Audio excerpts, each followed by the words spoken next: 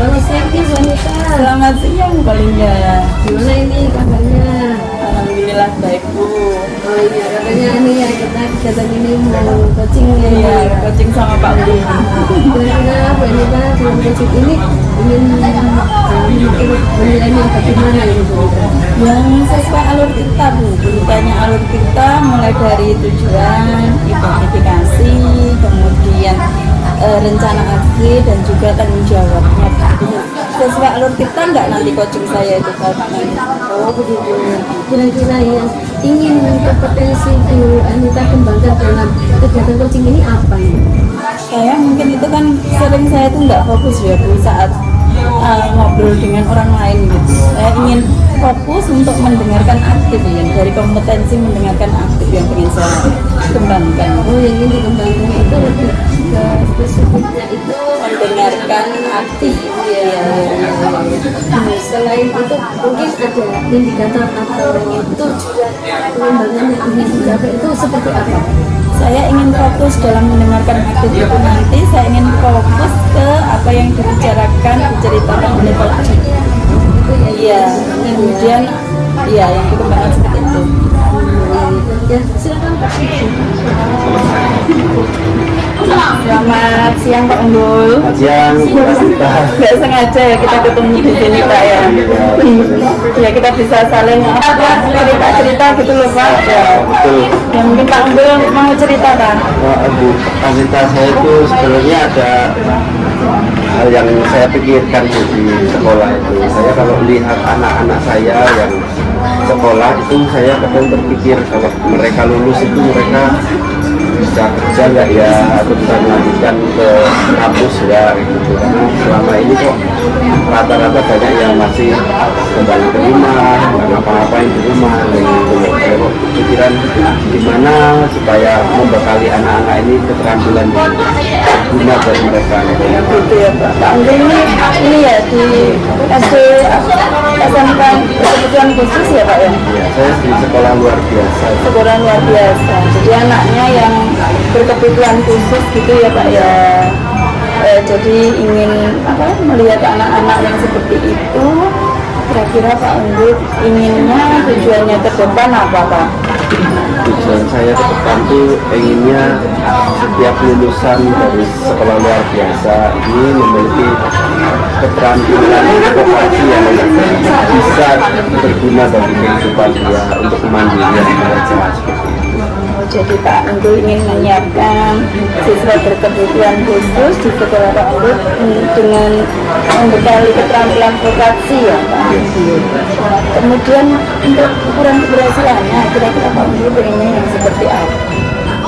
Ukuran keberhasilan saya sih, biasanya yang saya harapkan itu anak-anak setelah lulus mendapatkan pekerjaan yang layak bagi mereka. Mereka bisa mungkin bisa menjadi civil service, bisa juga menjadi pekerja di swasta atau juga di pemerintahan. Jadi siap ya Pak di dunia usaha dan industri itu, walaupun berkebutuhan khusus tapi mereka nanti bisa sukses gitu loh ya ke depannya. Itu harapan saya. Iya. Ada kesempatan apa Pak yang dimiliki itu? Kesempatannya sebenarnya kalau saya ingat-ingat itu sudah besar ya. Dari pemerintah saja sudah mendukung, dan ada keputusan pemerintah bahwa 1% dari karyawan di swasta itu minimal ada yang anak khusus. Kalau instansi pemerintah justru 2%. Jadi sebenarnya sudah difasilitasi dari pemerintah. Dan juga jadi instansi-instansi atau perusahaan-perusahaan pun terbuka sebenarnya untuk menerima Kebutuhan khusus itu ya. Kalau di sekolah Pak Unggul anak-anak kebutuhan khususnya itu keadaannya bagaimana Pak? Anak-anak kami ini kan ada yang tunarungu, ada yang tunagrahita, ada yang tunanetra, ada yang autis, jadi bervariasi di sekolah kami. Kebetulan karena saya di guru SMA. Anak-anak SMP ini dari sejak SMP dari kelas 7 itu sudah dikenalkan dengan vokasi. Jadi mereka boleh memilih vokasi apa di SMP. Kalau bisa di SMA itu sudah menetapkan vokasi yang ingin mereka perdalam lagi. Gitu Pak. Kalau untuk kondisi sekarang ini Pak, misal ya kita skala kita dari 1 sampai 10, kira-kira sekarang itu anak-anaknya Pak Ambil itu berada dalam skala berapa ya kalau untuk siap ke dunia usaha dari industri? Kalau sebenarnya ada yang sudah siap, ada yang belum siap. Tapi kalau di rata-rata memang mungkin masih di skala 6 ya. Masih di skala 6 ya Pak ya. Pak Anjol pengen skala berapa Pak? Saya sih pengennya ya minimal 9 lah ya. Minimal 9 ya Pak. Kalau skala 6 itu gimana sih Pak? Bisa diceritakan? Oke. Skala 6 itu karena gini, karakteristik anak-anak berkebutuhan khusus kan beda-beda. Yang tunarungu ini dia dalam hal komunikasi pasti terkendala dengan orang pada umumnya. Kalau orang dan sesama tunarungu mungkin bisa komunikasi dengan lancar, tapi yang istilahnya belum pernah bersentuhan dengan anak tunarungu kemungkinan akan kesulitan ya dalam berkomunikasi. Mereka ngomong apa yang ingin disampaikan itu ada, dan bagaimana menyampaikan ke mereka itu terkendala juga. Dan untuk anak yang tunagrahita di mana intelijensinya yang sedikit ada gangguan, itu mereka punya durabilitas atau daya tahan yang tidak seperti anak pada umumnya. Jadi mereka tidak bisa tahan lama dalam bekerja, kadang cepat bosan, kadang cepat alihkan juga perhatiannya. Itu yang kendala-kendala yang kami sebenarnya ingin coba untuk melatih mereka untuk bisa lebih siap. Iya, luar biasa sekali ya keinginan Pak Unggul ini sangat mulia sekali. Kemudian kalau ingin ke berapa Pak? Kalau kan jadi 9 tadi ya, itu 9 itu apa sih ya, inginnya Pak Unggul itu yang seperti apa kriteria 9? Kriteria 9 itu paling tidak anak ini saat lulus itu sudah punya keterampilan yang bisa sebagai andalan mereka saat mereka terjun ke dunia kerja, ke dunia usaha industri itu ya. Jadi misalnya nih kalau di tempat kami kan ada 11 lokasi, misalnya di pertanian, kebetulan saya guru pertanian. Anak saat lulus itu dia bisa mengembangkan budidaya pertanian di lingkungannya. Mungkin dia bisa mengusahakan lahan milik orang tuanya. Karena kan kita saat mereka memilih keterampilan itu juga kita asesmen dulu sih. Jadi keterampilan minat mereka bagaimana, kemudian daya dukung orang tua bagaimana. Jangan kok takutnya nanti orang tua sudah tidak ada lahan lagi di lingkungannya karena terlalu sempit tempatnya, tapi memilih pertanian, jadi akhirnya anak malah tidak bisa mengembangkan lingkungannya. Jadi kami sesuaikan dengan daya dukung orang tua juga. Kami harapkan saat mereka lulus, keterampilan yang mereka dapatkan di sekolah ini bisa mereka aplikasikan di rumah. Bahkan sebelum lulus pun mereka sudah mempraktekkan juga di rumah. Respon anak Pak saat dilatih seperti itu, kira-kira anak-anak itu bagaimana Pak? Respon anak itu rata-rata karena ini kan sesuai minat dan juga latar belakang orang tua, jadi kita kembalikan kepada kebutuhan anak juga. Rata-rata mereka menjalaninya dengan enjoy.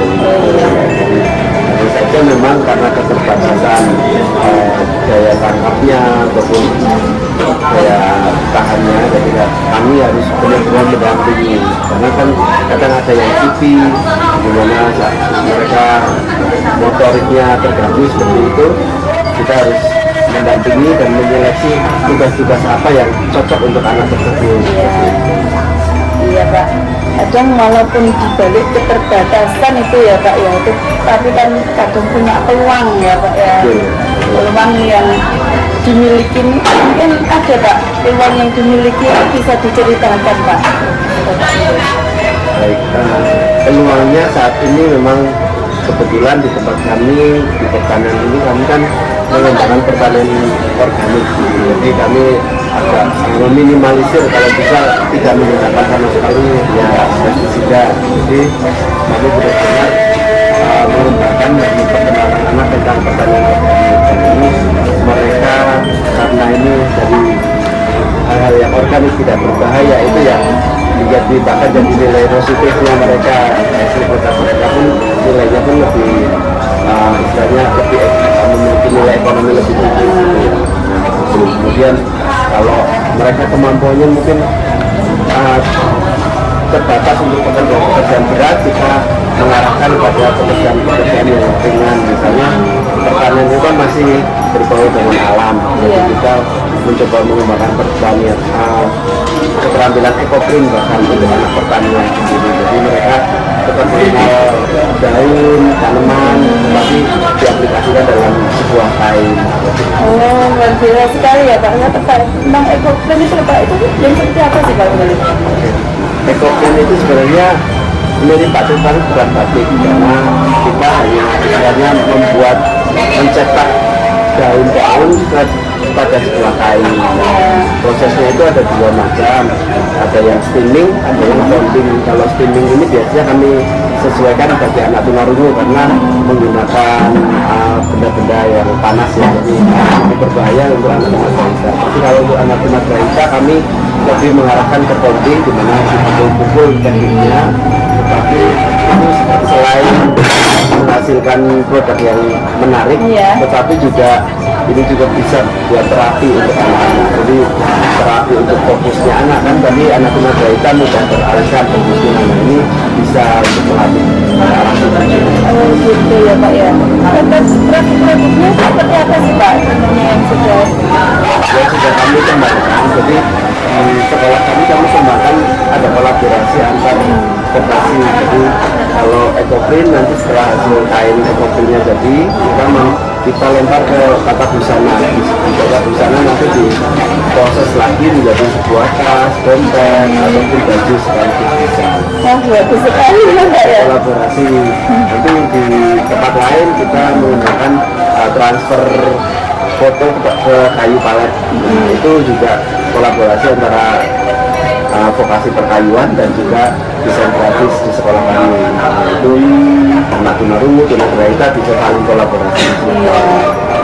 Jadi di sekolah Pak Unggul ini produk-produk yang dihasilkan terus kayak hasilnya itu banyak sekali ya Pak ya. Sebenarnya banyak Bu, ini ya kekuatan kami sebenarnya di situ ya. Luar biasa sekali. Mungkin ada tantangannya Pak Unggul, kesulitan yang dihadapi ini. Tantangan yang kami hadapi saat ini memang dalam hal pemasaran produk kami. Jadi kita sudah produksi, kadang pemasarannya ini ya kita kadang masih belum mendapatkan buyer yang potensial. Jadi kalau paling rata-rata selama ini produk saat pameran terjual tapi yang kami harapkan sebenarnya ada permintaan rutin yang dalam skala besar, dan itu yang kami sangat mengharapkan. Tantangannya itu bukan pasar ini. Iya. Jadi itu dari tantangan itu kira-kira solusinya bagaimana ya Pak ya? Kalau solusinya ya mungkin yang terpikirkan saya waktu ya saat ini adalah membangun jaringan lebih luas ya. Mungkin dengan Disperindak ataupun dengan perusahaan-perusahaan atau toko-toko souvenir seperti itu kami sempat berpikiran. Juga mungkin dengan orang tua juga kami sangat mengharapkan kolaborasi yang baik, karena kalau tanpa dukungan orang tua saya merasakan kok prestasi anak atau keterampilan anak ini berkembangnya agak lambat. Tapi saat ada anak yang dibimbing dengan orang tua yang sangat mendukung, itu perkembangannya sangat pesat. Untuk mengembangkan jaringan itu sudah pernah melakukan apa Pak kalau di sekolahnya Pak Endo? Dan sudah saya lakukan itu sih, sekarang ini kita ada BKK Bu, jadi kita bisa tempat bekerja itu kita kebetulan memang di SLB di Malang ini baru SLB kami yang ada BKK-nya. Kemudian kita juga ada LSP, lembaga sertifikasi profesi juga, tapi yang sekarang ini masih fokusnya sih di vokasi taman geraha. Dan harapan kami 2-3 tahun ke depan itu semua vokasi yang ada itu kita bisa menjadi lembaga generasi potensi. Bagus sekali ya Pak Unggul ya, lembaganya Pak Unggul itu.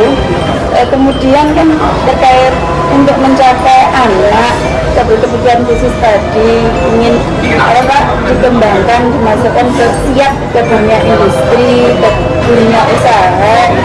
Bagaimana Pak alternatifnya yang akan Pak Unggul lakukan, rencananya apa Pak? Bisnisnya yang saya harapkan memang itu tadi ya, jadi mengembangkan jaringan usaha yang sudah kedua LSP ini bisa berkembang tidak hanya di Danau tapi semua lokasi. Jadi kegiatan kita ini seperti berkelanjutan.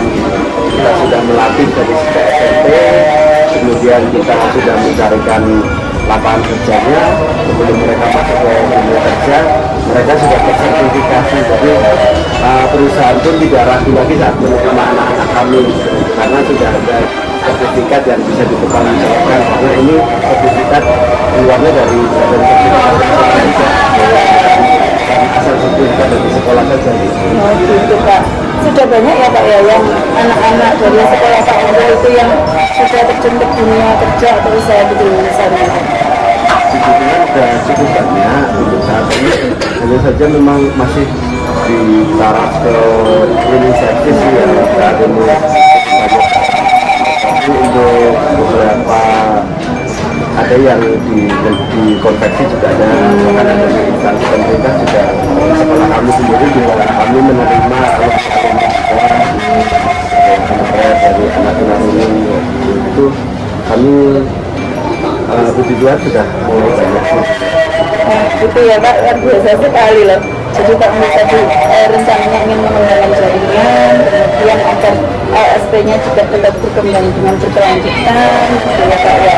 Mungkin ada dalam jangka waktu kan ke depan ini, mungkin ada yang diprioritaskan yang Pak Unggul lakukan, apa Pak? Oke, yang ingin saya prioritaskan sebenarnya adalah membangun pasar.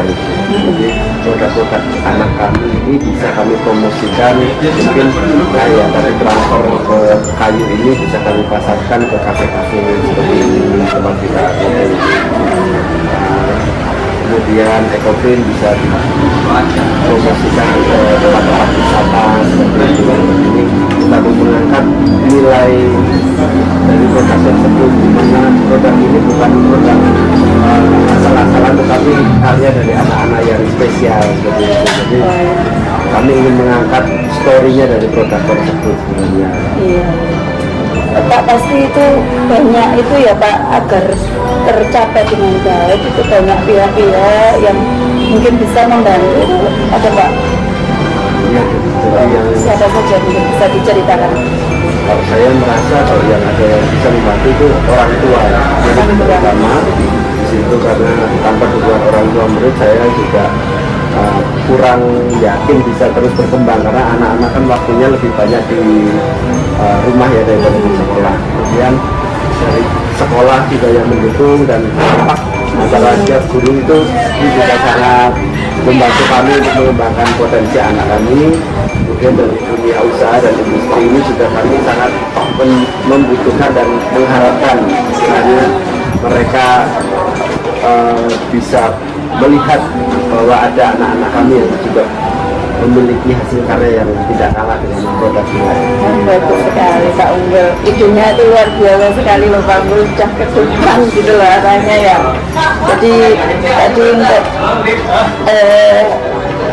yang akan dilakukan dalam jangka waktu yang kedepannya yaitu tadi ya Pak ya. Kemudian untuk yang membantu itu ada orang tua tentunya, kemudian rekan-rekan Pak Unggul dari warga sekolahnya, dan juga itu jaringan di luar gitu ya Pak, tentang usaha gitu ya.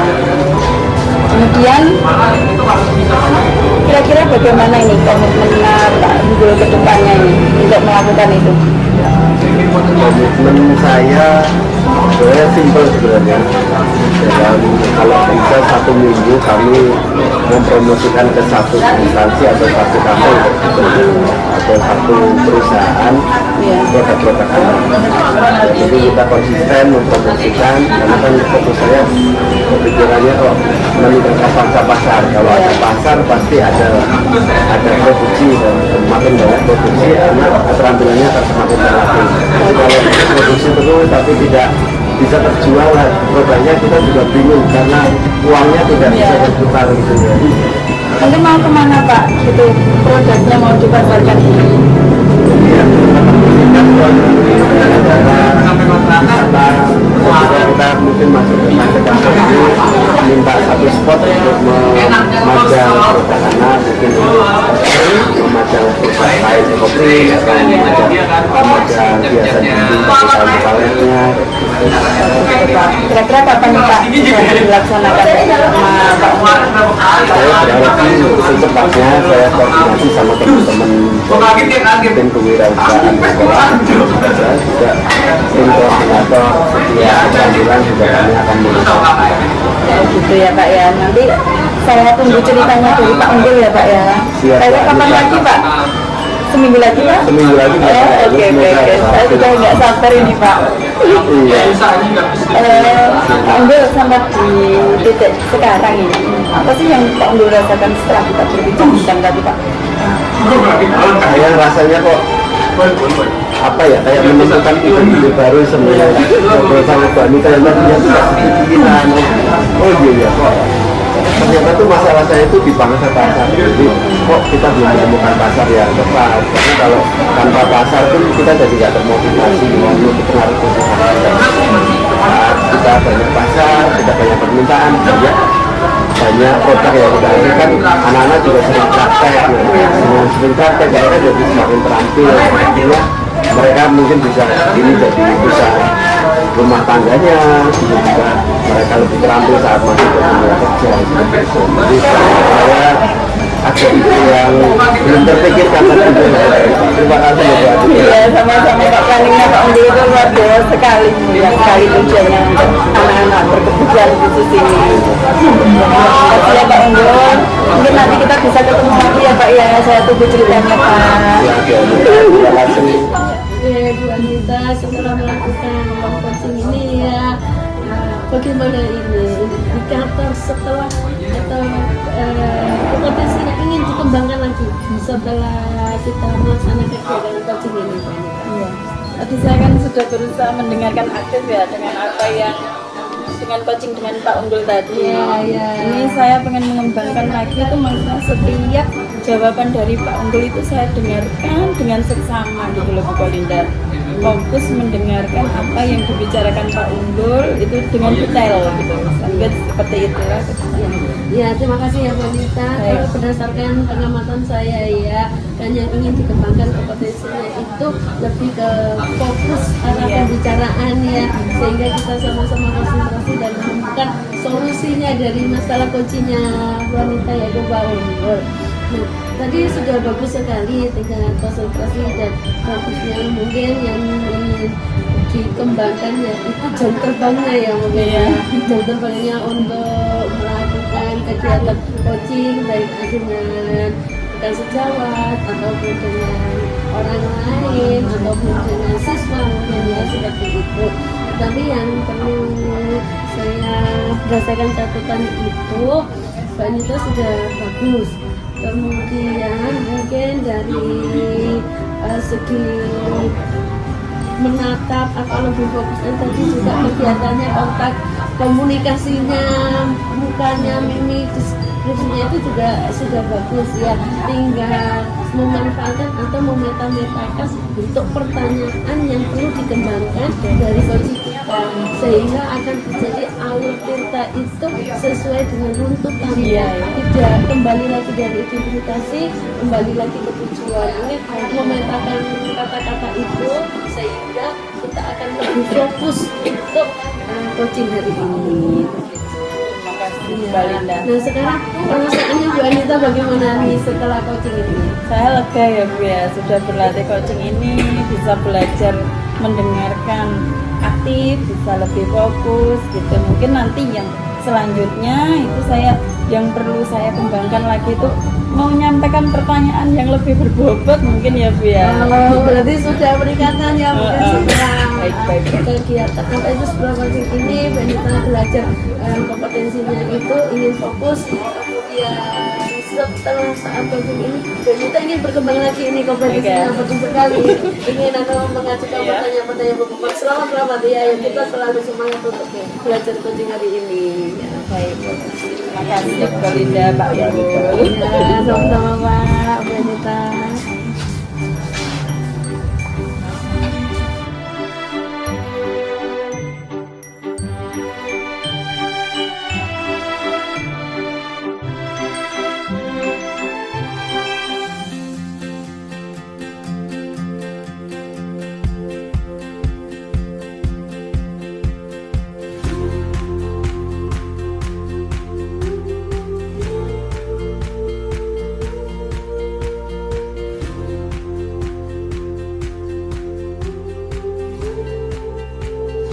Selamat sore Bu Kolinda.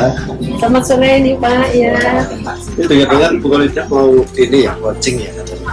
Iya, Bu ini Anissa. ya. Saya tadi itu apa ya, janjian sama Bu Anita ya, Bu Anita ya, apa itu kan Bu Anita punya masalah, kemudian kok ada waktu yang pas ini hari libur ini ya, kemudian kita ajak meet up di sini ini kok suasananya sangat mendukung, tempatnya juga sangat mendukung ya Bu Anita ya.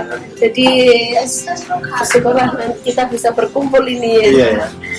Iya. Kira-kira rubrik yang mau dipakai apa tuh untuk coaching kali ini? Saya ingin rubriknya itu Alur Tirta ya Pak ya. Namanya di sini saya ingin mengetahui apa tujuan dari coaching saya, kemudian nanti saya juga identifikasi apa sih dari permasalahannya Mbak Anita. Kok sampai ingin sharing, sampai meluangkan waktu di hari libur ini ya. Tetapi saya dengan senang hati ini ingin mengetahui apa permasalahannya dari Bu Anita. Kemudian ingin tahu rencana-rencananya Bu Anita apa sih, mungkin ada apa itu ya bisa membuat sesuatu perubahan yang besar gitu ya. Kemudian nanti apa tanggung jawab dan tindak lanjut Bu Anita dari masalah yang dihadapinya, mungkin ada sebuah solusi ya Bu Anita ya agar permasalahan ini terselesaikan gitu Pak. Oke. Jadi sebelum melakukan coaching ini kan sebenarnya ada kompetensi dalam coaching ya Bu ya. Kayak presence atau kehadiran itu sebagai coach, kemudian mengajukan pertanyaan yang berbobot, juga kemitraan di mana posisi itu dan Bu Anita ini sekarang gitu ya. Iya. Kira-kira dari ketiga kompetensi ini mana nih yang ingin dikembangkan di coaching kali ini? Saya ingin ini Pak, mengajukan pertanyaan-pertanyaan yang berbobot ya. Ingin saya menggali kembali gitu. Kenapa sih kadang-kadang itu kalau waktu saya itu bercerita ataupun ingin menggali informasi, saya itu kekurangan bahan pertanyaan, kekurangan pembahasan apa ya ini selanjutnya. Itu mungkin yang akan saya kembangkan di situ ini. Iya. Jadi kalau boleh saya garis bawahi nanti yang akan saya observasi lebih lagi tentang mengajukan pertanyaan berbobot. Betul, iya. Baik, sekarang lanjut ke tahap berikutnya kan saya nanti akan melakukan observasi dan juga pasca coaching juga saya juga akan menyampaikan ya pengalaman saya. Jadi sekarang saya persilakan untuk Kolinda dan Mbak Anita melakukan kegiatan coaching. Ya, terima kasih ya Pak ya. Gimana Bu Anita? Kolinda, saya itu pengen curhat Bu. Ingin curhat. Pengen curhat. Ada apa sih sebenarnya ini kok sampai apa ya wajahnya itu mulai indah bulana gitu ya, ini curhat apa ini? Saya pengen ngobrol dengan Bu Kolinda juga tentang itu pembelajaran yang ada di kelas saya. Pembelajaran untuk anak-anak itu loh Bu. Iya. sekarang pembelajarannya dari Bu Anita ini kan saya kurang paham ya Bu Anita ya.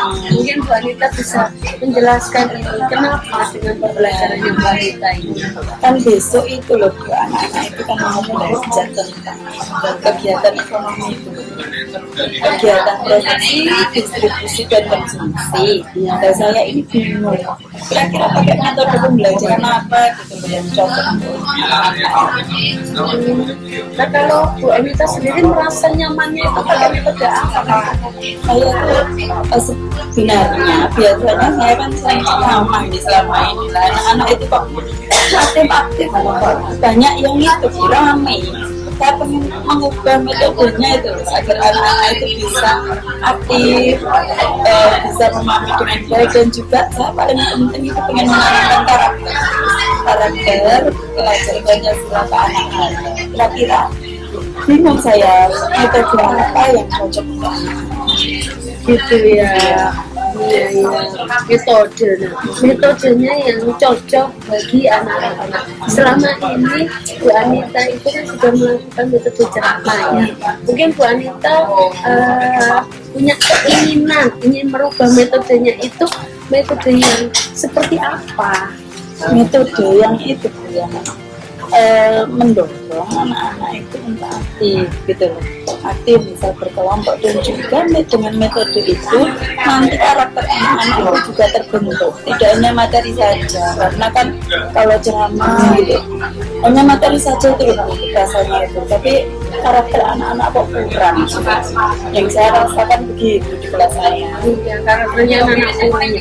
Mungkin Bu Anita punya ide-ide atau apa yang bisa mengembangkan karakter anak-anak ya, mungkin berubah metodenya itu ya, dari ceramah mungkin dengan metode lain. Mungkin setelah membaca atau yang lainnya dengan melihat kondisinya anak-anak seperti itu, Bu Anita ingin melakukan perubahan metode yang bagaimana agar muncul karakter anak. Saya itu pengen metodenya itu metode belajar yang aktif gitu Bu, kayak semacam proyek mungkin ya Bu ya.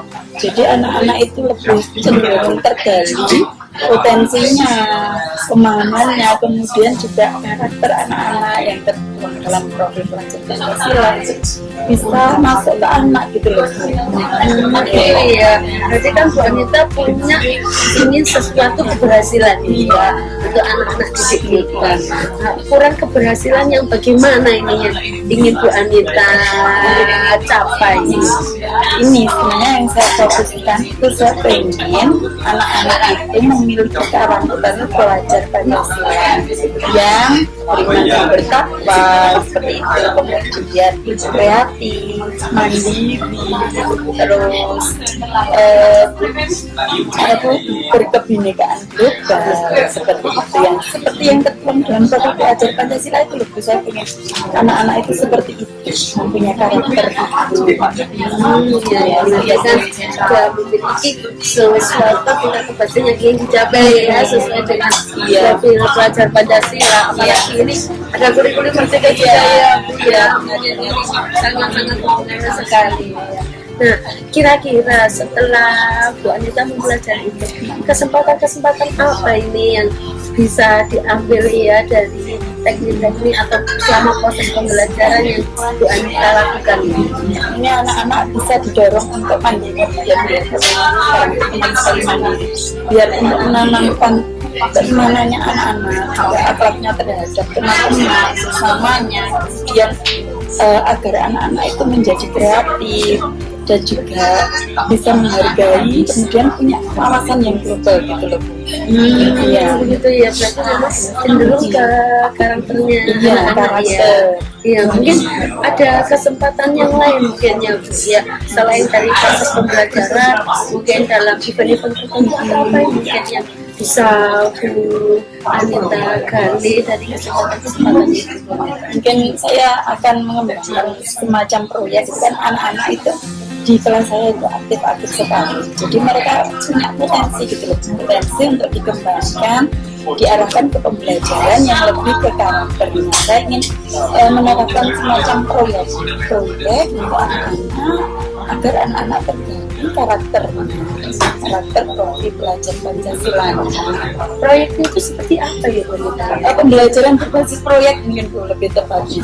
Berbasis proyek ya. Tapi anak-anak bagaimana itu responnya anak-anak iya kan sudah dan ada responnya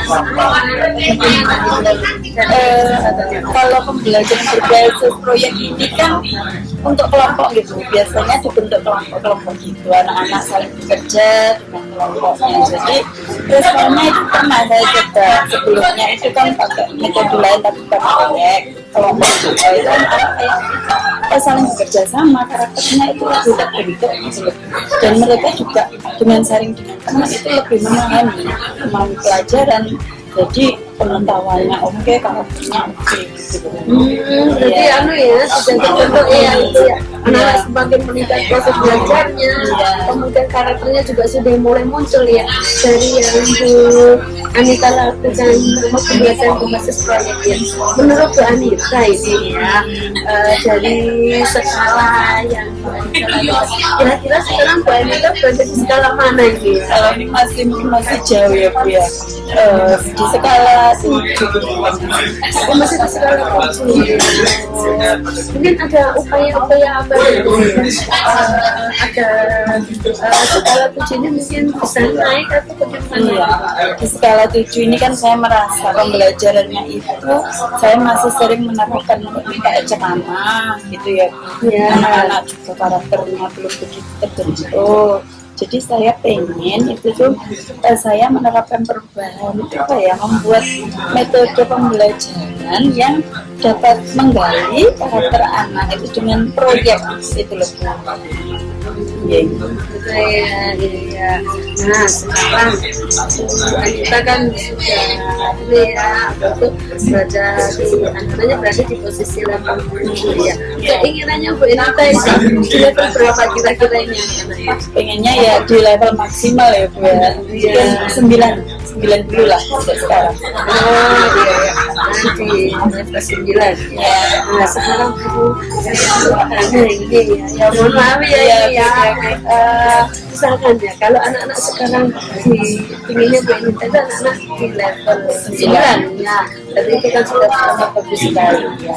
Nah, keinginannya Ibu itu yang bisa Ibu lakukan sehingga anak-anak itu bisa berada di level 9 itu apa Bu Anita?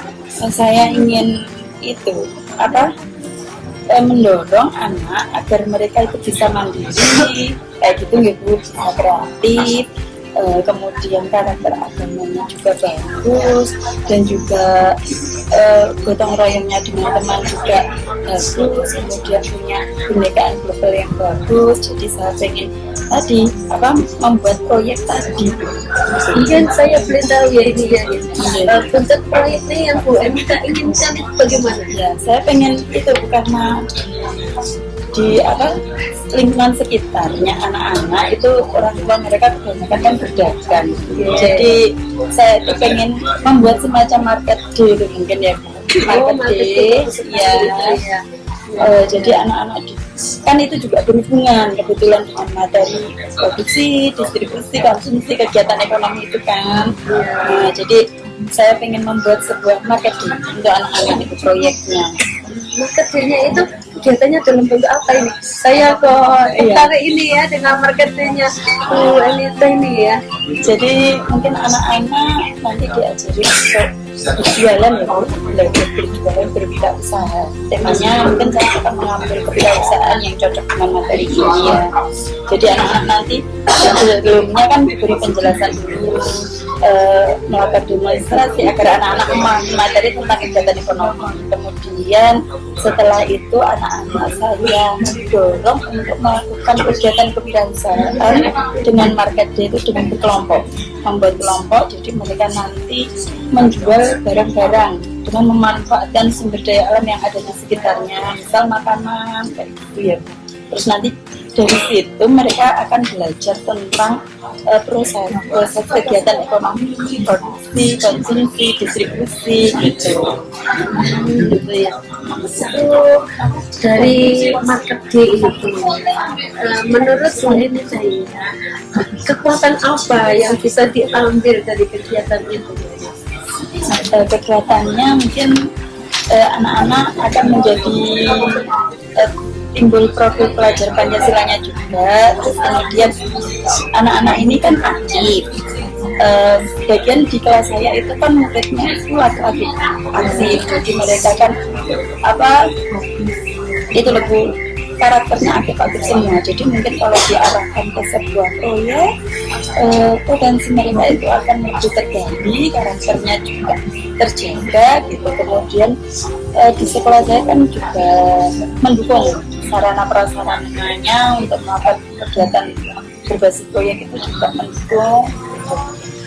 Sangat bagus sekali ya, dari sumber dayanya apa itu, kemudian aset-asetnya, ada yang bisa memanfaatkan makanan dan yang lainnya tadi, kemudian sangat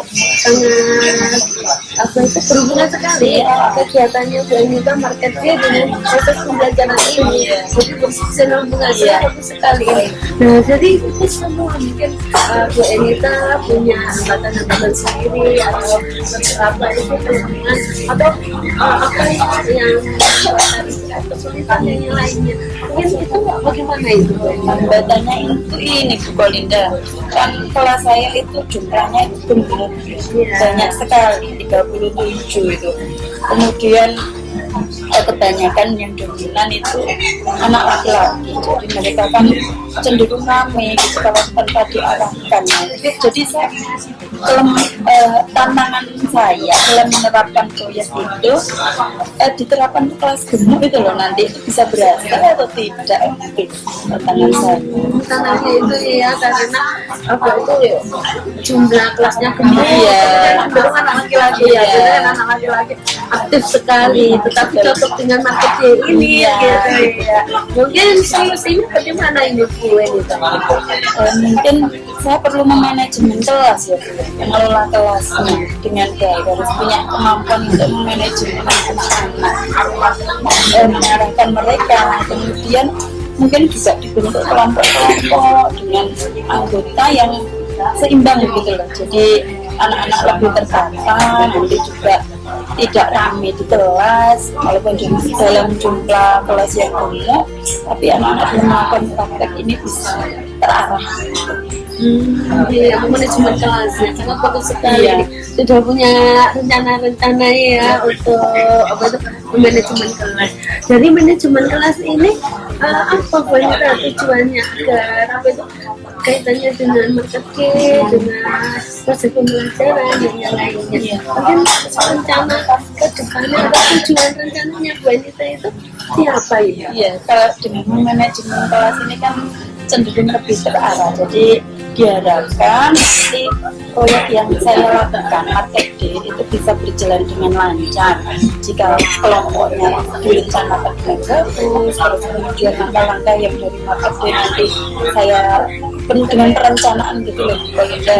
Kemudian juga saya ingin mengarahkan anak-anak dengan menasihati agar tidak ramai seperti itu, mungkin nanti bisa berjalan dengan baik. Gitu ya, sudah punya perencanaan yang bagus ini ya, untuk market ataupun atau proses pembelajaran berbasis ini bisa dicapai. Mungkin Bu Anita punya strategi nih, strateginya apa ini kira-kira ini? Strateginya saya nanti ingin untuk pembelajaran market day itu anak-anak kan berkelompok, kemudian mereka sebelum berkelompok itu menentukan barang apa sih yang dijual gitu, harus direncanakan dulu. Kemudian anak-anak itu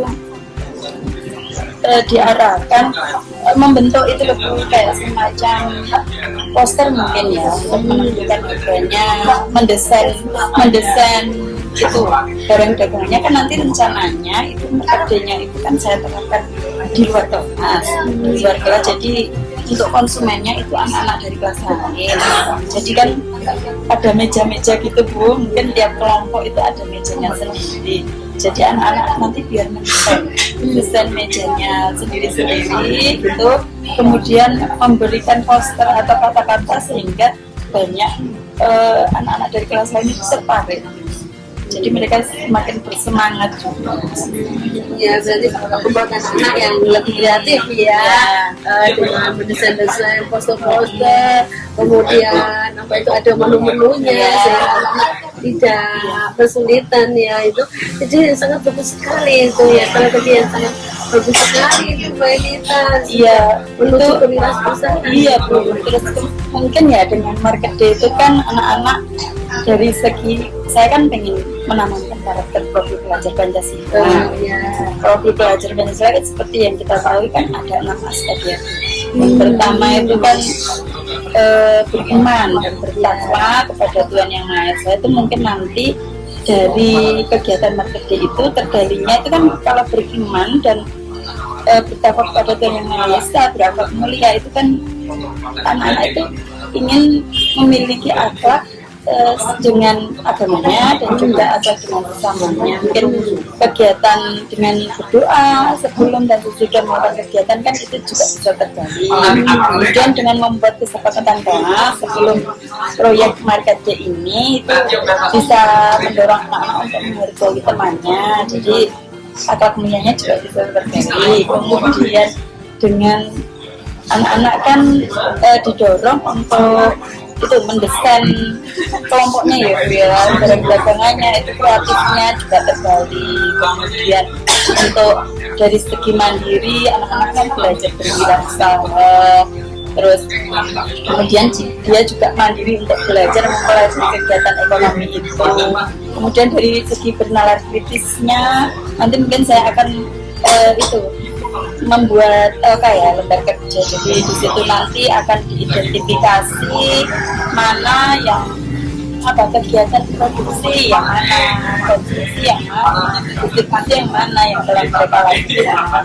Dan juga kebinekaan globalnya mungkin anak-anak itu belajar apa ya, berkolaborasi dengan teman-temannya. Kan di sekolah saya itu banyak dari daerah-daerah lain gitu loh. Jadi kan mereka cenderung belajar bersama dengan daerah lain, kan itu juga termasuk di kementerian global ya. Sangat luar biasa sekali ini ya. Itu rencana yang sangat luar biasa ini. Dan tujuannya sangat bagus sekali ini ya. Profil Pancasila, kewirausahaan dan yang lainnya sangat hebat sekali ini. Pasti dalam itu kan mempunyai sebuah hambatan atau gangguan. Nah, kira-kira caranya Bu Anita mengatasi hambatan atau gangguan itu seperti apa ya kira-kira? Tadi kan hambatannya itu kan dari itu kan kelasnya yang gemuk juga ya Bu ya. Beberapa proyek itu juga tantangan bagi saya. Jadi saya mungkin lebih meningkatkan kemampuan memanajemen kelas juga, dan juga saya mungkin akan berkolaborasi dengan guru kelas lain untuk memperlancar kegiatan mungkin seperti itu. Jadi ya memanajemen kelas, berkolaborasi dengan guru lain. Terus komitmennya Bu Anita sendiri apa ini? Harus saya lakukan, saya prioritaskan dulu mungkin yang akan saya lakukan untuk menjalankan proyek ini. Mungkin harus saya lebih prioritaskan dulu yang mana yang didulukan. Berarti mendahulukan yang lebih prioritas gitu ya Bu ya, untuk mengembangkan kewirausahaan, kemudian mengembangkan kampanye anak-anak, kolaborasinya dengan anak-anak. Nah, semuanya itu kan ya Bu ya, saling mendukung ya. Sekarang menurut Anita, ini siapa saja yang terlibat ya di dalam kegiatannya Bu Anita ini? Ini kan yang jelas yang pertama saya sebagai gurunya, kemudian anak-anak juga sebagai pembelajar, kemudian itu di anak-anak dari kelas lain, dan juga mungkin guru dari kelas lain yang akan membantu untuk mengevaluasi dan juga jalannya marketing. Tadi semuanya terlibat ya Bu ya, dari mulai dari gurunya, siswanya, kemudian dari rekan-rekan kerja semuanya agar bisa mendukung semuanya ini ya. Kemudian tindak lanjut apa ini setelah menemukan kita ini ya, sudah menemukan apa itu Bu Anita menemukan sebuah rencana dan yang lainnya ini, tindak lanjut apa ini yang bisa Bu Anita lakukan? Ya, kan saya ingin membuat perencanaan yang matang ya Bu, untuk marketing. Yang pertama saya akan menyiapkan media yang diperlukan dalam kegiatan marketing ini. Kemudian saya ingin membuat LK-nya ya agar lebih terarah kegiatannya anak-anak dan agar lebih tergali. Kemudian saya akan membuat media dan juga membuat LK, menyiapkan LK-nya. Bagus sekali ini ya, bagaimana sekarang ini perasaannya? Kok ini saya ini ya kita setelah itu sering-sering ini ya, bagaimana ini perasaannya Bu Anita ini? Jelas saya lega ya, saya tuh sebelumnya kenapa kok nggak kepikiran seperti ini gitu loh Bu, dengan Bu Kolinda ini tadi saya jadi terpikiran memikirkan seperti ini. Sebelumnya kan saya juga pernah melakukan kegiatan diskusi ke anak-anak, tapi saya dengan berdiskusi dengan Bu Kolinda juga tadi itu bisa menemukan ternyata diskusi yang dalam bentuk program seperti ini yang bisa mengatasi kesulitan saya gitu. Jadi besok mungkin saya tidak bingung lagi ya Bu ya untuk bertanya ke anak-anak. Ternyata ya kita Bu Anita bisa menemukan kita itu sendiri ya. Terima kasih banyak loh ya Bu ya. Ya, makasih banyak loh Bu. Jadi saya nggak kebingungan besok anak-anak itu mau saya kasih pembelajaran apa gitu. Nah, anak-anak ini pasti senang sekali nih Bu. Saya tunggu ya Bu ya kabar selanjutnya ya. Semoga ini itu kegiatan-kegiatan yang Bu Anita berjalan lancar. Kemudian nanti siapa tahu ini nanti jadi wirausaha saya kecipratan ini ya. Mencicipi ini hasil dari usahanya. Terima kasih ya. Sama-sama Bu Anita, sama-sama.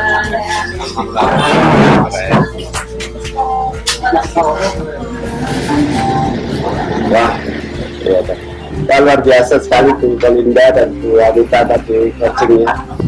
Biasa. Kalau dari sisi Bu Kolinda sendiri sebagai coach ya, kira-kira dari kompetensi kan tadi mau mengembangkan tentang bagaimana mengajukan pertanyaan berikut indikatornya yang dirasakan Bu Kolinda sudah melakukan itu. Indikator pencapaian yang saya lakukan kami memetakan dulu ya Pak ya, memetakan pertanyaan-pertanyaan sesuai dengan kondisi saya ya.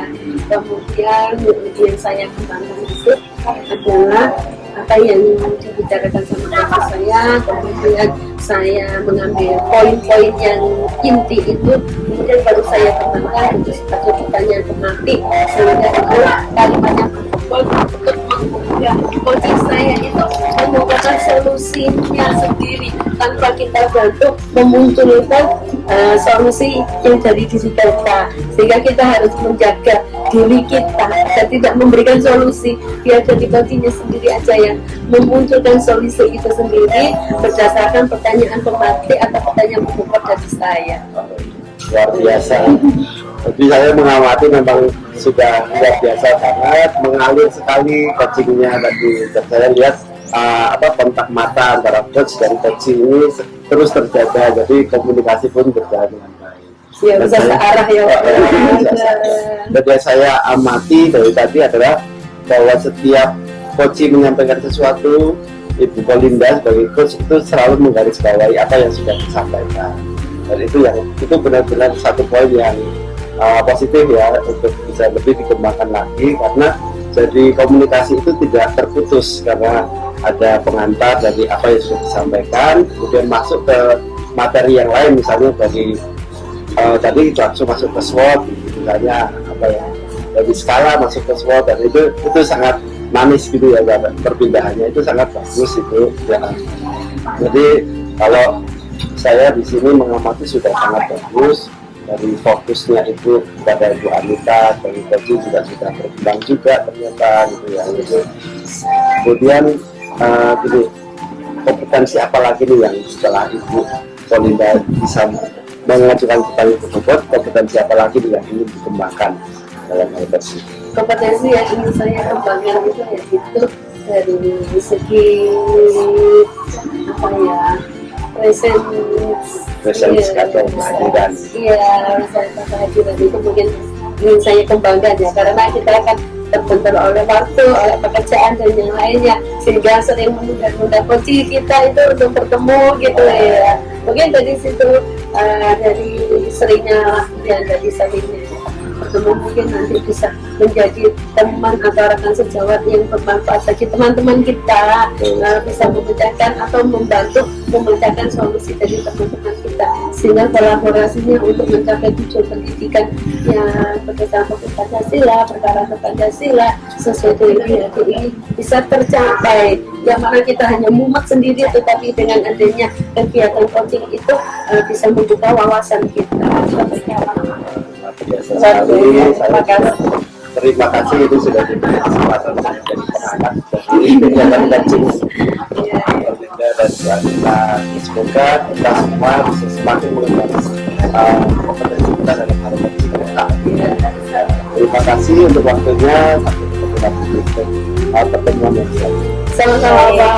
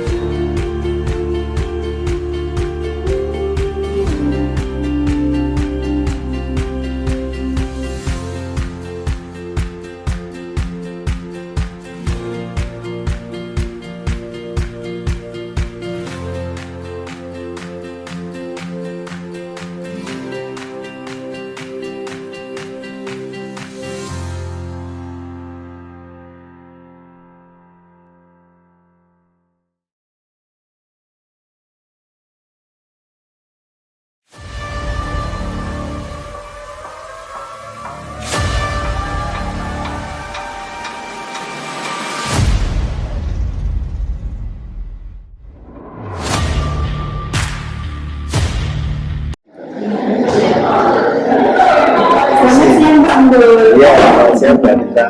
Sambil ini saya lihat besok jadwalnya mau coaching ya? Iya Bu, dengan Bu Kolinda. Oh iya, ini saya lihat kok saya juga pengamat ya ini besok ya Pak ya? Iya. Nah ini perlu kita sepakati dari awal ya Pak ya, kita berkesepakatan bersama ya. Iya. Nah, jadi dalam proses coaching antara Pak Unggul dan Bu Kolinda besok itu, saya kan sebagai pengamat Pak.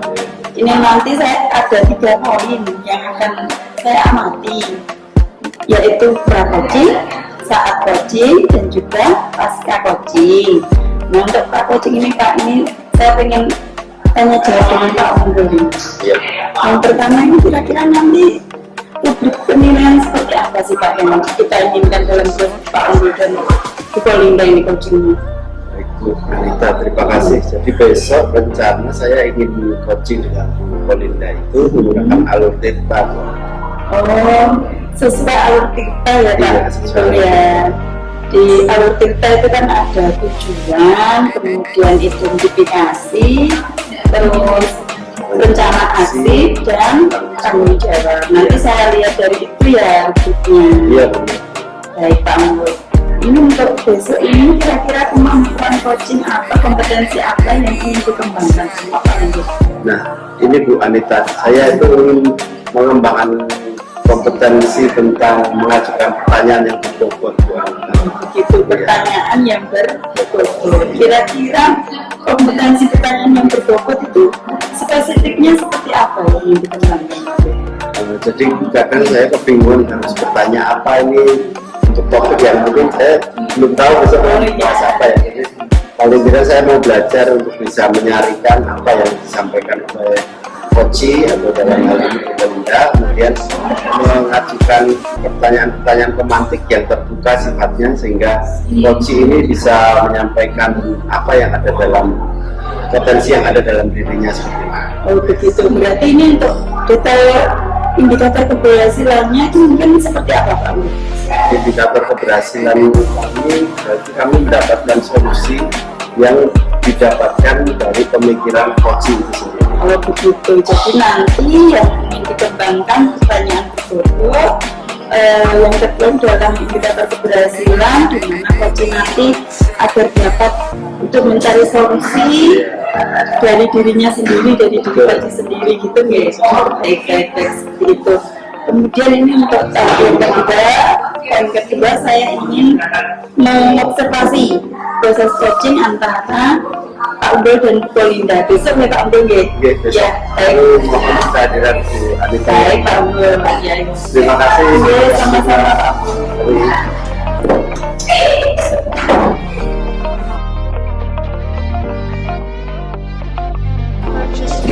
Selamat siang Bu Linda. Selamat siang Pak Anggo. Apa kabar ya? Masih serak-serak ya?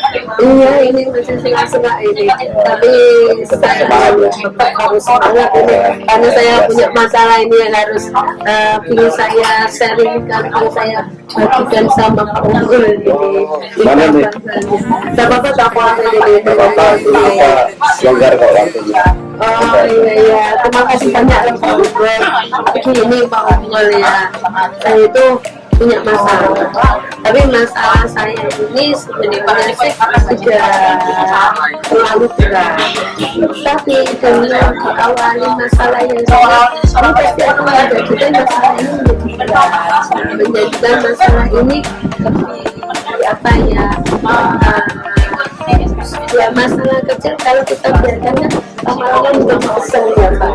Ini masalah sampah di sekolah saya ini Pak. Iya ini sampah di sekolah saya ini sangat tidak teratur. Banyak sekali sampah-sampah masyarakat. Nah sekarang kalau lingkungan sekolah saja sampahnya berserakan seperti ini, bagaimana ini proses pembelajarannya? Kan tidak nyaman ya Pak ya. Tapi kalau lingkungannya bersih, indah, asli, kita itu masuk kan sudah penuh dengan sesuatu cita-cita, sesuatu keinginan, sesuatu niat yang berangkat dari rumah itu ingin mencari ilmu. Tetapi kalau nyampe di sana kotor kan kita akhirnya berubah lagi yang kita kelas saya kotor dan seperti itu. Jadi hanya masalah sampah ya. Sampah ya. Iya. Jadi kalau tujuan utama dari coachingnya kita ini pengennya apa kita terkait sampah? Bagaimana ini cara mengatasi sampah dan bisa bekerjasama dengan rekan sejawat agar bisa apa ya menanggulangi sampah yang ada di sekolah saya ini. Terutama penyadaran ada kesadaran diri dari siswa saya dan juga kesadaran diri, kesadaran sosial dari rekan sejawat saya ini. Oke. Jadi kalau dari Bu Linda ini ukuran keberhasilannya ini apakah dari lingkungan yang bersih atau dari kerjasama yang solid atau dua-duanya? Saya pilih dua-duanya ya Pak ya, karena dengan kerjasama yang baik, kolaborasi yang baik, dengan tujuan ingin menciptakan lingkungan yang bersih. Nah, itu akan terwujud. Jadi kita harus berkolaborasi dulu, bekerja sama dulu, mempunyai target dulu, mempunyai cita-cita dulu, kemudian baru kita wujudkan dengan bekerja sama untuk menggapai lingkungan sekolah yang bersih, bebas dari sampah. Jadi dua-duanya ya. Iya, betul. Kolaborasi. Karena ini begini, saya itu kan sampah itu berserakan, tetapi bisa kita manfaatkan kalau kita ini bekerja sama untuk mengingatkan anak-anak ya. Nah, anak-anak saya ini kan dari kelas 1 sampai kelas 6 itu mempunyai kebiasaan yang berbeda-beda ya. Kadang-kadang yang dibawa dari rumah itu kan kebiasaan yang berbeda-beda ya. Ada yang dari rumahnya itu sudah dibiasakan kebersihan, sudah dibiasakan itu budaya positifnya itu membuang sampah di tempatnya. Tetapi ada juga beberapa anak itu yang membuang sampah itu seenaknya sendiri begitu Pak. Iya. Memang karakternya berbeda ya. Iya, karakternya itu berbeda-beda. Tapi berbeda totalitas kalau ke budaya atau yang lainnya ya. Ini tentang sampah itu Pak ya. Jadi pokok permasalahan saya ini begini loh Pak ceritanya ya. Boleh ya Pak ya, saya bercerita dulu ini. Oke, begini ceritanya itu. Di sekolah saya itu, saya menginginkan sekolah itu yang bersih, indah, asri, begitu ya. Kita memulainya itu dari anak didik saya. Tetapi kalau semuanya tidak semuanya sih, hanya beberapa yang tidak mendukung keinginan saya itu. Ayo kita memberikan kesadaran diri kepada murid kita. Nah, diawali dari tuntunan guru-guru ya. Kan guru itu sesuai dengan filosofi sebagai contoh, sebagai pendukung, sebagai penyemangat, sebagai penuntun dan seperti itu. Nah, kalau saya itu sudah keluar, sudah membiasakan budaya positif, tetapi kalau ada beberapa yang tidak mendukung dan membiarkan, itu kan menjadi agak beban ya. Apalagi kalau ada salah seorang guru itu pernah ketahuan membuang sampah di tidak berada di tempat kelihatan anak-anak. Ini kan saya merasa gimana ya seperti itu Allah. Ini dulu nggak apa-apa. Ini mohon maaf loh ya batuk ini. Jadi memang ada ketidakselarasan antara yang satu yang kebersihan ini ya. Kalau dari setiap kesulitan kan pasti ada kesempatan itu ya, tengah-tengahnya. Kira-kira kesempatan apa nih yang bisa lihat dari kondisi? Kesempatannya itu begini Pak Unggal ya. Saya itu pernah mengamati waktu istirahatnya anak-anak gitu. Saya lihat siapa ya yang misalkan kelas mama ini yang frekuensinya banyak membuang sampah sembarangan muridnya, nah seperti itu. Ternyata yang banyak melakukan tidak membuang sampah pada tempatnya itu adalah kelas 1 ini. Kelas 1 mungkin ya, saya berpikirnya apa karena masih kecil, kepedulian lingkungannya masih kurang, kesadaran dirinya masih kurang, kesadaran sosialnya masih kurang. Nah, disinilah yang menjadi saya itu timbul pertanyaan. Ayo kita itu sebagai seorang guru sama-sama memberikan informasi, sama-sama memberikan arahan, sama-sama mengingatkan anak didiknya kita. Jangan serta-merta salah satu guru tidak kalau jadi boleh dibiarkan, apalagi itu guru kelas 1. Nah, otomatis kan kita mau mengingatkan, gurunya tidak mengingatkan. Jadi saya peluangnya saya ini menurut saya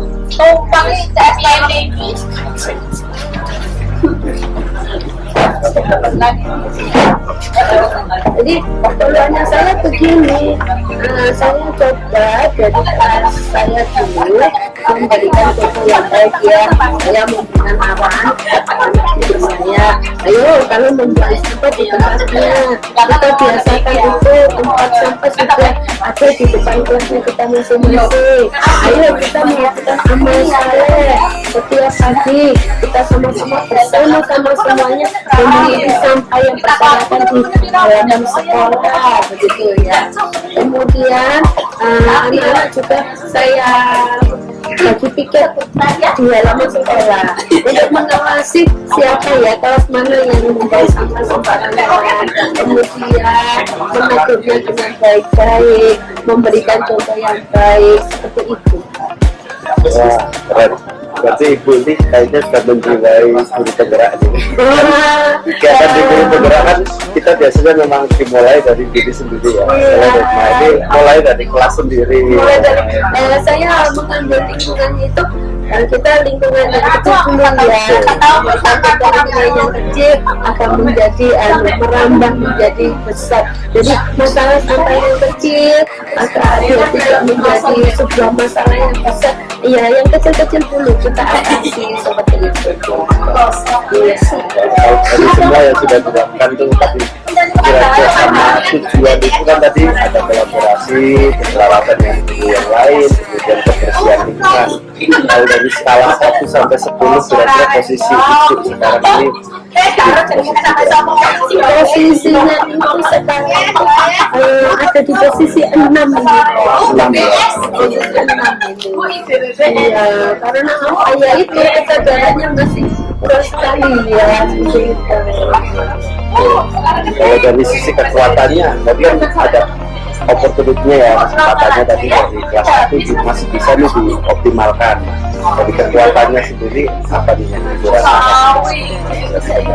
Begini Pak, kekuatan yang bisa saya kembangkan, yang bisa saya miliki itu adalah tidak semua guru yang tidak diajak kolaborasi. Jadi saya memulai itu dari guru yang mau saya ajak kolaborasi dulu, yang mau saya ajak untuk menjaga lingkungan terlebih dahulu. Kalau saya sudah bisa berkolaborasi dengan guru untuk mengarahkan anak-anak itu bisa membuang sampah di tempatnya, mungkin salah satunya di kelasnya masing-masing diberikan arahan dulu ya, kan tidak secara global. Setiap guru mengarahkan anak kelasnya, misalkan guru kelas 1 memberikan arahan di kelasnya, guru kelas 2 memberikan arahan di kelasnya agar tidak membuang sampah sembarangan. Kemudian untuk upacara hari Senin itu kan semuanya kumpul ya Pak Ibu ya. Nah di situlah kesempatan saya untuk memberikan arahan secara global, baik dari menimbulkan kesadaran diri untuk siswa, kesadaran diri untuk warga sekolah, nah kemudian kesadaran usia, bagaimana pentingnya ini sampah, bagaimana pentingnya mengelola sampah, memilah sampah. Itu nanti akan diberikan arahan pada saat kita ikut kepada laksana, ada event-event tertentu seperti itu. Kemudian juga ada kegiatan ini ya. Saya mengajukan ide lomba antar kelas, lomba kebersihan kelas gitu. Inspiratif. Ya, ini lomba kebersihan kelas. Nah, di sini saya sangat bersyukur sekali. Karena apa? Karena kepala sekolah saya mendukung. Nah, kepala sekolah saya mendukung dengan adanya kegiatan itu, bahkan memberikan dana ini ya untuk apa itu sebagai hadiahnya. Di situ Bapak Kepala Sekolah kita memberikan arahan sebaiknya itu kita bisa berkolaborasi dengan lingkungan sekolah saja, tapi bisa juga berkolaborasi dengan paguyuban kelas agar bisa antar paguyuban kelas ini sama-sama bekerja sama untuk menghias kelas masing-masing. Nah tugasnya guru kita jalan menjaga dan merawat sumber daya anak didiknya ini. Jadi sama-sama bekerja sama dari paguyubannya itu menyiapkan fasilitasnya, menyiapkan bak sampahnya, tong sampah, menghias kelasnya, merapikan kelasnya. Kemudian gurunya juga sama murid ini sama peserta bagaimana cara menjaga agar kelasnya ini bersih dan menjadi juara. Nah, disitulah ada kolaborasinya. Ya, juga nih, ketika kekuatannya ada selain sarana prasarana yang mendukung untuk kebersihan, dari kepala sekolah, dan bahkan ada kolaborasi dengan paguyuban. Ini kekuatan yang luar biasa ini. Saya harapkan ini bisa menjadi istilahnya bahan bakar untuk tercapainya tujuan pemerintah ya. Iya, saya tidak pengen saya itu bersih, nah itu terwujud dari kolaborasi kita semua gitu. Dari ide yang ada lomba, tapi ada kelas dan semuanya pasti ada tantangan atau kelemahan yang bisa dirasakan nih. Kira-kira apa tuh kira-kira? Ya ada pasti Pak, sebelum ada kegiatan itu tantangannya ya sangat luar biasa sekali ya. Otomatis itu contohnya dengan rekan sejawat ya. Nah, rekan sejawat itu kan ada hanya seperti itu aja kok membuang sampah. Tetapi saya berikan arahan. Sekarang yuk kita lihat bersama-sama ini. Kita melihat keluar sampah itu Pak Bro, sampah itu berserakan sekali di dekatnya itu ada tong sampahnya hanya separuh, tetapi sampahnya berserakan itu sangat banyak sekali. Nah di sini itu ada yang ada yang mulai nanti ada tukang kebunnya yang membersihkan. Nah seperti itu. Jadi kesadaran teman, kesadaran diri, kesadaran sosial teman itu juga sangat berpengaruh sekali ya seperti itu. Tanpa dukungan dari rekan sejawat untuk memberikan arahan kepada anak didiknya itu kan tidak akan berarti ya, tidak akan berjalan lancar ya kegiatannya kita. Kemudian ada juga waktu ada kegiatan lomba gitu ya, berdebat juga ini, berdebat juga kita harus mengajukan proposal yang benar-benar proposal itu bisa diterima dari segi rencananya, tujuan, latar belakangnya, dananya, dananya dan yang lainnya. Itu ada beberapa teman harus dialihkan ke yang saja. Nah seperti itu pasti ada data yang seperti itu ya. Nah yang paling saya rasakan kesulitan untuk mengarahkan anak-anak dan kesadaran bagaimana menjaga anak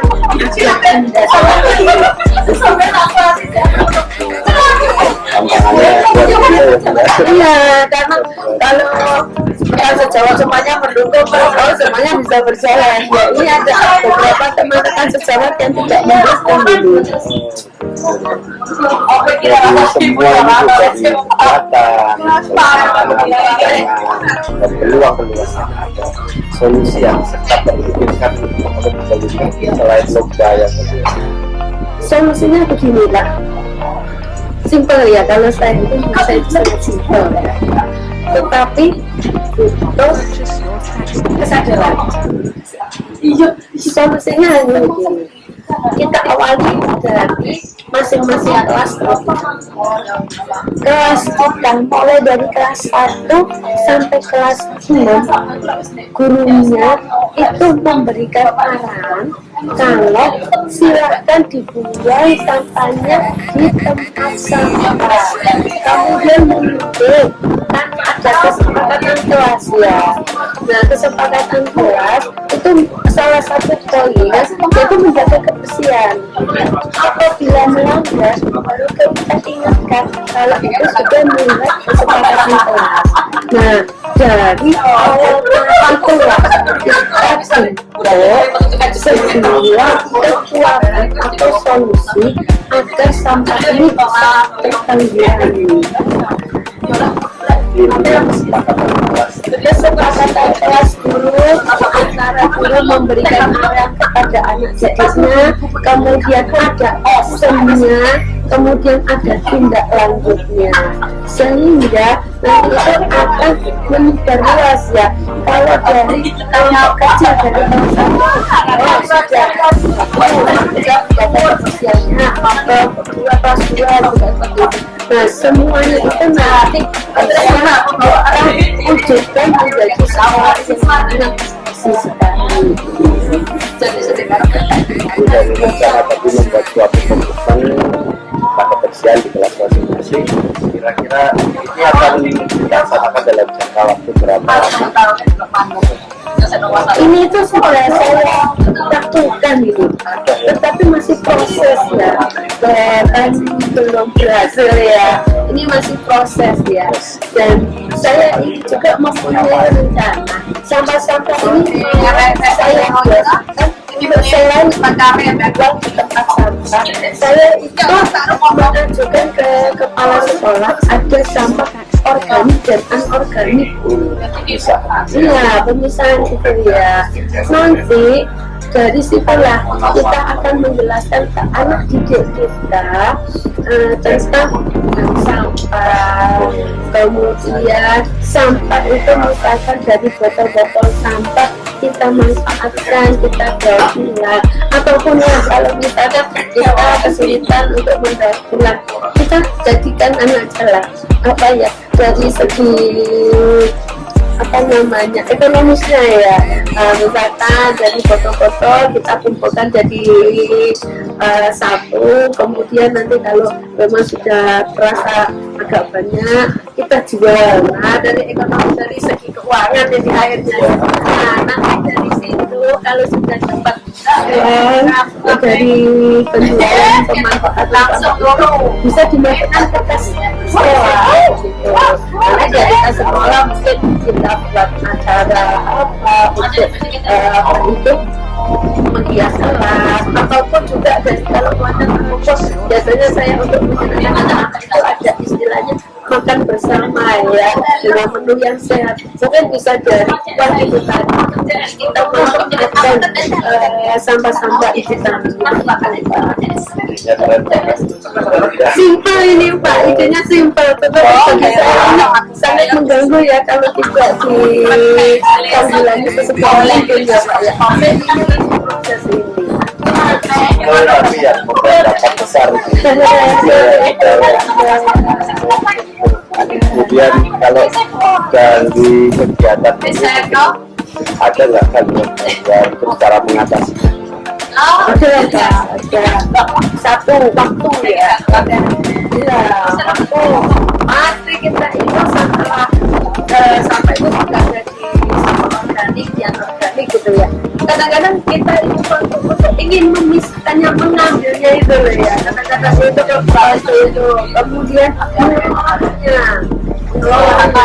kan tidak mudahnya kita setiap hari setelah pulang sekolah gitu kita mengumpulkan sampah, pasti mengumpulkannya satu minggu atau pas hari Sabtu begitu ya. Pas hari Sabtu kita berada karena di sini ada penumpukan sampah lagi, tetapi kita masukkan ke kresek-kresek.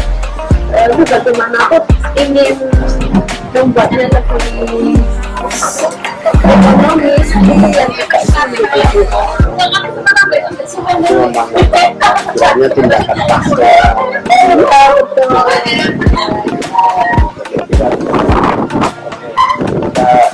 Jadi kalau kita sudah ambil komitmen untuk mengolah sampah seperti itu, kira-kira komitmen yang akan dibentuk selanjutnya apa ini? Komitmen yang kita lakukan selanjutnya itu bersama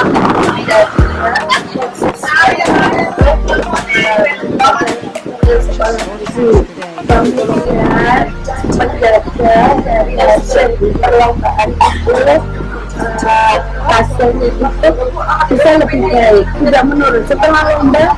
Kemudian lombanya selesai menurun lagi aturannya tadi, menjaga kestabilan itu. Kemudian yang ketiga menurut masyarakat, istilahnya orang Jawa istilahnya hari ini semangat, besok umur, minggu nanti itu sampai berubah.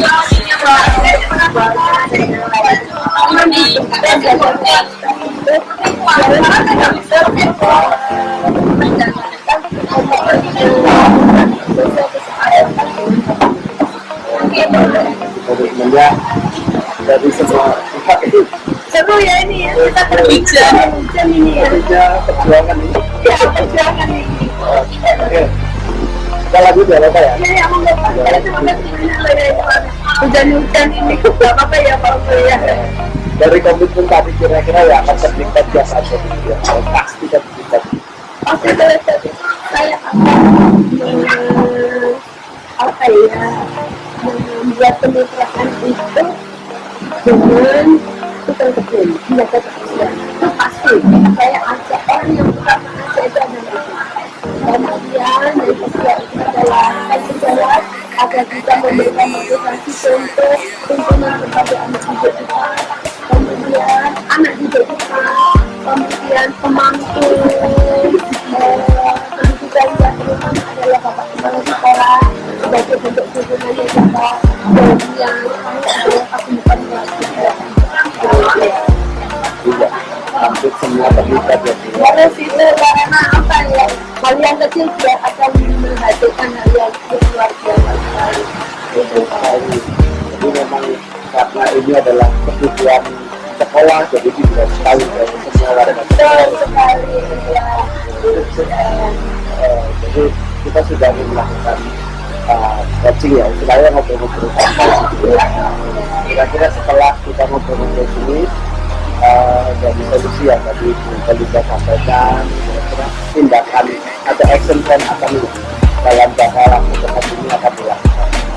Yang akan saya lakukan yaitu menjual hasil pemisahan sampah, kemudian saya realisasikan menjadi nilai ekonomis sehingga anak-anak itu saja dari hal yang tidak berguna ternyata menjadi berguna, dari hal yang sia-sia menjadi hal yang sangat bermanfaat.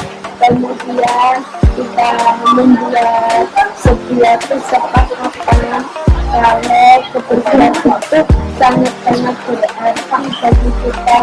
Sampah itu hal yang kecil tetapi bisa menjadi permasalahan yang luar biasa karena mengganggu kenyamanan kita.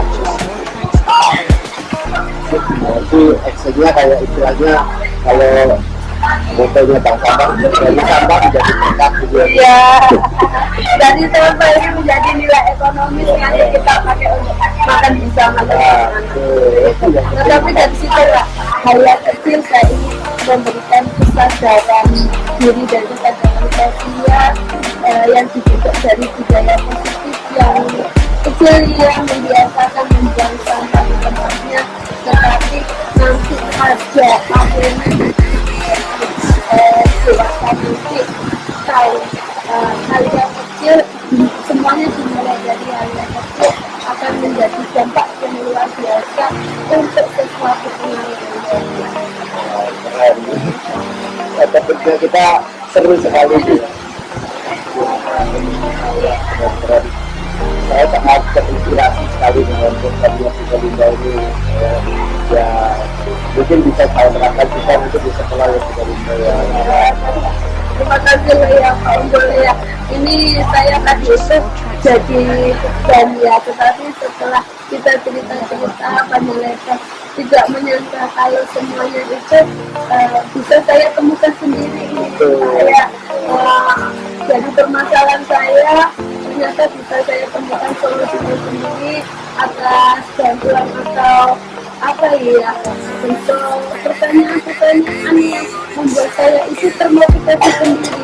Keluar ide sendiri itu berkat pastinya sangat berbetul sekali. Saya mau semuanya karena Buka Linda yang sangat inspiratif dan punya ide-ide yang kreatif ya. Jadi saya itu karena dari hati ya Buka Linda ya. Buka Linda ingin memberi yang terbaik untuk sekolah, makanya ide-ide itu pun munculnya secara otomatis gitu ya. Iya. Terima kasih. Mungkin coaching hari ini kira-kira sudah cukup Belinda? Ya Pak, terima kasih banyak. Saya sudah lega ini, sudah bisa menemukan solusi. Saya meskipun itu solusi dari diri saya sendiri, tapi saya merasa lega. Terima kasih banyak Pak Mbak. Nanti akan saya beritahu ya apa action selanjutnya, ada action selanjutnya. Sudah ada action yang direncanakan. Ya, terima kasih Pak. Terima kasih.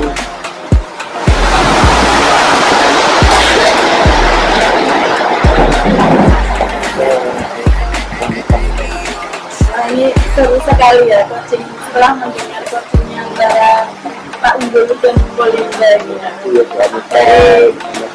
Iya, observasi yang tadi saya amati itu tentang proses coachingnya antara Pak Unggul dan Belinda itu dari teman saya Bapak di tujuannya apa ke coachingnya itu saya tunjukkannya sama Pak.